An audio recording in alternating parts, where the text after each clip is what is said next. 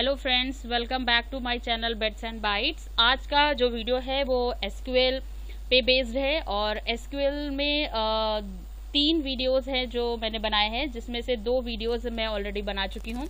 ये 3rd video है जो मैं बनाने जा रही हूँ। ये video basically order by, group by और एग्रीगेट फंक्शन पर बेस्ड है। तो अपना हम वीडियो स्टार्ट करते हैं।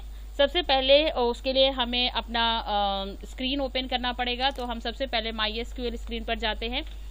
इसमें आपको सबसे पहले पासवर्ड लिखना है। जो मेरा SQL है उसमें मैंने रूट पासवर्ड डाला हुआ है, तो हम रूट डाल के उसको ओपन करेंगे। तो सबसे पहले हमें क्या करना है, अगर हम आपको मैं पहले अपने वीडियो में बता चुकी हूँ कि अगर आपको डेटाबेस क्रिएट करना है तो आप क्रिएट डेटाबेस पर क्लिक करेंगे, यानी आपको लिखना है create database and then database का नाम आप जो भी लिखना चाहें, क्योंकि मैं भी ऑलरेडी डेटाबेस क्रिएट कर चुकी हूँ तो हम इसको नहीं रन करेंगे। हम ऑलरेडी अपने डेटाबेस पे जाएंगे। तो उसके लिए अगर आपको चेक करना है कि आपके सिस्टम में कौन कौन से डेटाबेसेस हैं, तो आप यहाँ पर लिखेंगे शो डेटाबेस।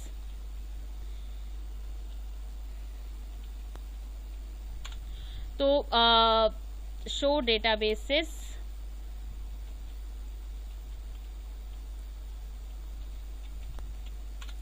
यहाँ पर आप देख सकते हो कि बहुत सारे डेटाबेसेस है, जिसमें आज जो हमने डेटाबेस बनाया हुआ है वो ARCH के नाम से बनाया हुआ है। तो हम अपने डेटाबेस के अंदर जाएंगे। सबसे पहले तो हमने लिखा यूज़ और फिर अपने डेटाबेस का नाम सेमीकोलन साइन। अब जब ये हमारा डेटाबेस हो गया, यानी हम डेटाबेस के अंदर एंटर हो गए, तो अब सबसे पहले हमें टेबल्स देखनी है। तो जैसे कि हमने अपने डेटाबेसेस को चेक किया था, वैसे ही हम यहाँ पर टेबल्स को चेक करेंगे। तो यहाँ पर हमने शो टेबल्स किया। अब इसमें मैंने 2 टेबल्स बनाई हुई हैं, एक है एम्प्लॉय और दूसरा है जॉब। अगर हम ये देखना चाहते हैं कि हमारे जो टेबल्स हैं उसका स्ट्रक्चर क्या है, तो आपको लिखना है डिस्क्राइब टेबल का नाम।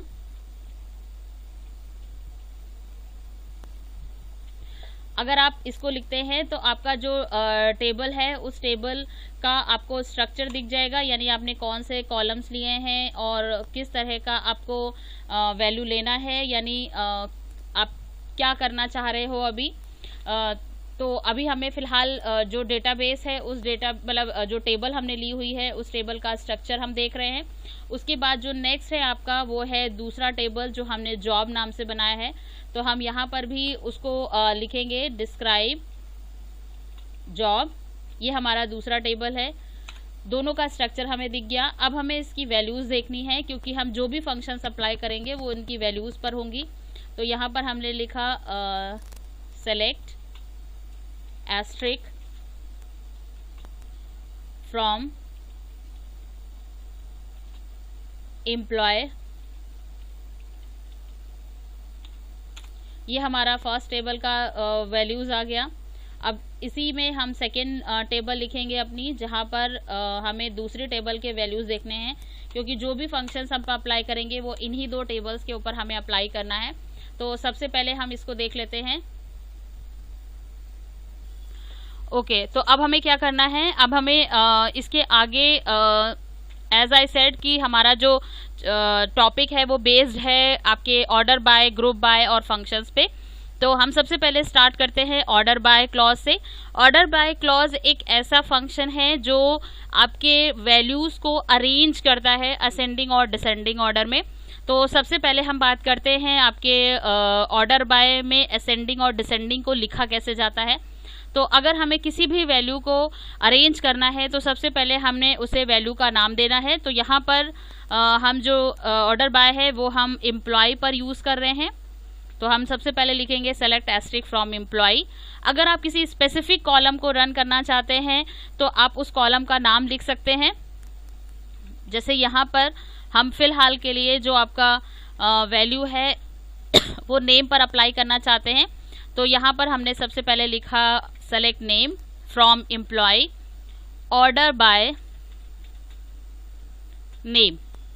अब आपके पास में 2 वैल्यूज़ होती हैं। एक है आपकी ASC फॉर असेंडिंग। तो हमने यहाँ पे लिखा ASC, जो कि आपके असेंडिंग वैल्यूज़ को यानी इंक्रीजिंग ऑर्डर को शो करता है।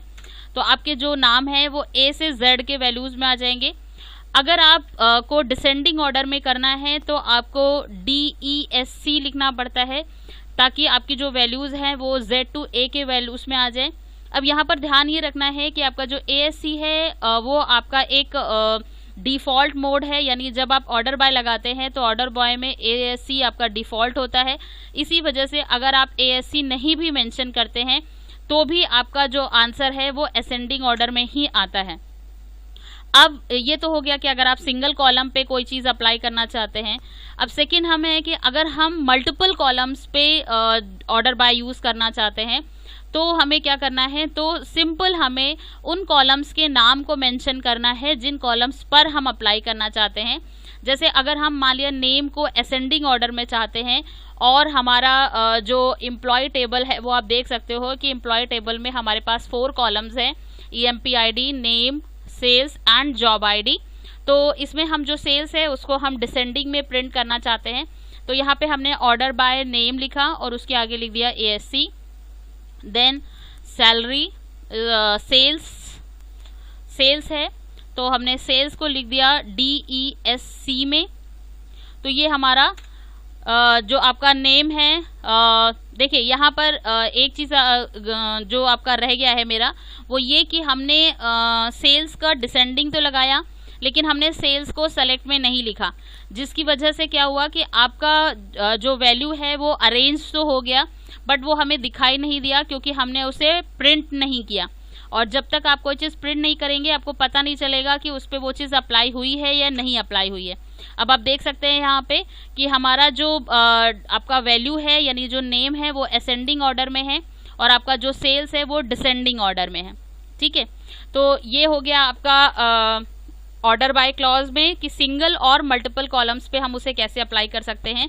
अब एक और चीज़ ऑर्डर बाय में होती है कि अगर आप उसे किसी एक्सप्रेशन पर यूज़ करना चाहते हैं, यानी जो सेल्स है उस सेल्स में आप कोई कैलकुलेशन देना चाहते हैं और आप चाहते हैं कि जो आपका वैल्यू अप्लाई हो वो उस कैलकुलेशन के बाद अप्लाई हो, तो उसके लिए हमें क्या करना है, उसके लिए हमें सबसे पहले तो अपने जो भी हम कैलकुलेशन कर रहे हैं, तो जैसा मैंने कहा कि अगर हम कोई भी उसमें यानी अगर हम एक्सप्रेशन यूज़ करना चाहते हैं तो सबसे पहले तो हमें कैलकुलेशन लिखना पड़ेगा।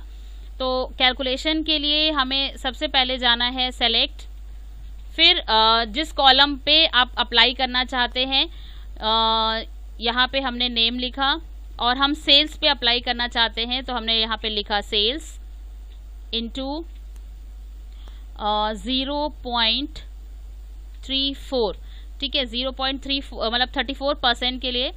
अब यहाँ पर हमें ये चीज़ें यानी हमें सेल्स के ऊपर और नेम पर अप्लाई करना है, जहाँ हम सेल्स के साथ में हम एक्सप्रेशन यूज़ कर रहे हैं फ्रॉम एम्प्लॉय ऑर्डर बाय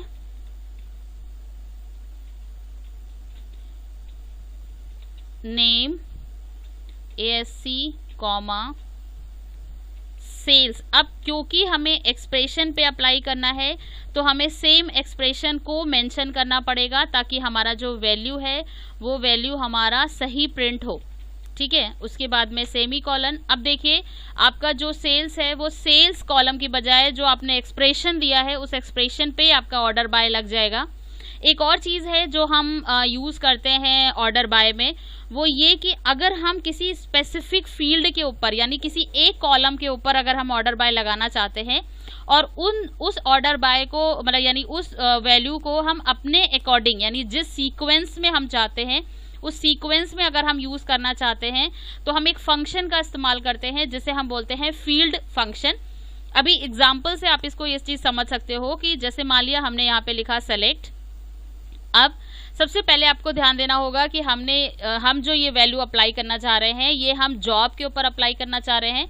देखिए जॉब में आपके पास जो वैल्यूज़ हैं इसको जॉब पे हम क्यों अप्लाई कर रहे हैं, क्योंकि अगर आप एक स्पेसिफिक वैल्यूज़ का एक सीक्वेंस देना चाहते हैं तो यहाँ पर आपके पास में जो सीक्वेंस है वो प्रेसिडेंट है, वाइस प्रेसिडेंट है, एडमिन असिस्टेंट है, अकाउंट मैनेजर है और सेल्स मैनेजर है। तो जनरली क्या होता है कि ये उस पे अप्लाई किया जाता है जिस वैल्यू के अकॉर्डिंग। जैसे यहाँ पर देखिए आपका प्रेसिडेंट है या वाइस प्रेसिडेंट है, ये एक पर्टिकुलर ऑर्डर है, या तो आप इंक्रीज या डिक्रीजिंग ऑर्डर में लिख सकते हो।